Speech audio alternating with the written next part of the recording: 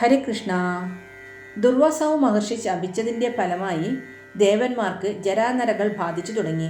ജരാനരകൾ സംഭവിച്ച ദേവന്മാർ ദുഃഖിതരും ഐശ്വര്യമില്ലാത്തവരുമായി മാറി.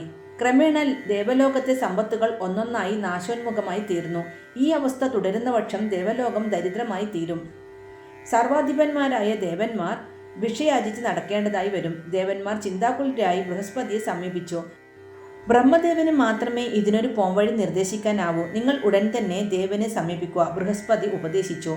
ദേവന്മാർ സത്യലോകത്തേക്ക് യാത്രയായി. അവർ ബ്രഹ്മദേവനെ കൈകൂപ്പി സ്തുതിച്ചുകൊണ്ട് അപേക്ഷിച്ചു, ബ്രഹ്മദേവ, അവിടുത്തെ പുത്രന്മാരായ ദേവകൾ ഇപ്പോൾ സമ്പത്തും ഐശ്വര്യവും നഷ്ടപ്പെട്ട് ജഡതുല്യരായി തീർന്നിരിക്കുന്നു. അനുക്രമം ക്ഷയിച്ചുകൊണ്ടിരിക്കുന്ന ദേവലോകത്തെ അവിടുന്ന് രക്ഷപ്പെടുത്തിയാലും. ദേവന്മാരുടെ അപേക്ഷ മന്ദസ്മിതത്തോടെ ബ്രഹ്മാവ് സ്വീകരിച്ചു. ദേവഗണങ്ങളെ സ്വന്തം സമ്പത്തിലും ഐശ്വര്യത്തിലും ശക്തിയിലും ഇന്ദ്രൻ അഹങ്കരിച്ചിരുന്നു. സർവരാലും വന്ദനാണെന്ന ധാരണ അദ്ദേഹത്തിനുണ്ടായിരുന്നു. അതിൻ്റെ പരിണത ഫലമാണ് ഈ അവസ്ഥ. ശരി, നിങ്ങൾ വിഷമിക്കേണ്ടതില്ല. ഉടൻ തന്നെ ഇതിനൊരു പരിഹാരമുണ്ടാകും. നമുക്ക് വൈകുണ്ഠത്തിൽ പോയി മഹാവിഷ്ണുവിൻ്റെ സഹായം ആവശ്യപ്പെടാം.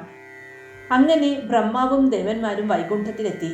അവിടെ ഭഗവാൻ വിഷ്ണുവിനെ ലക്ഷ്മി സമേതനായി കാണാൻ കഴിഞ്ഞു. ബ്രഹ്മാവിനെ കണ്ടതോടെ അദ്ദേഹം എഴുന്നേറ്റ് കൈകൂപ്പി അന്വേഷിച്ചു, ഹേ ബ്രഹ്മദേവ, എന്താണ് അവിടുത്തെ ആഗമനോദ്ദേശം? അനുയാത്രികരായ ദേവന്മാർ അത്യന്തം പരിക്ഷീണരാണല്ലോ. അങ്ങയുടെ ഏത് ആജ്ഞയാണ് ഞാൻ അനുസരിക്കേണ്ടത്? ബ്രഹ്മാവ് ദേവന്മാരുടെ അവസ്ഥ വിഷ്ണുവിനെ അറിയിച്ചു. അപ്പോൾ അദ്ദേഹം പറഞ്ഞു, ബ്രഹ്മദേവ, ഇക്കാര്യത്തിൽ ബ്രഹ്മ, വിഷ്ണു, മഹേശ്വരന്മാരെ സഹായിക്കാൻ മഹാദേവിക്ക് സാധിക്കുകയുള്ളൂ.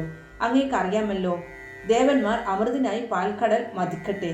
അതിൽ നിന്നും മഹാദേവി ലക്ഷ്മിയായി ഉത്ഭവിക്കും.